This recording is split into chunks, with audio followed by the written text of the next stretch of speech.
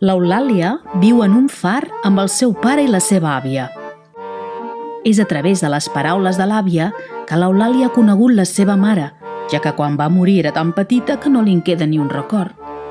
Ara que ja té 9 anys, els apunta tots a la seva llibreta per no deixar-los escapar, perquè l'àvia li explica que quan el vent bufa s'emporta els records oblidats de la gent mar endins, on diu hi ha una illa que els guarda tots.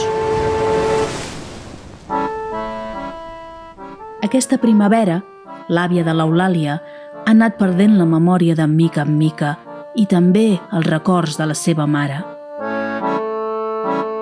Cal fer alguna cosa. Cal anar a l'illa dels records i trobar la memòria que se li ha endut el vent.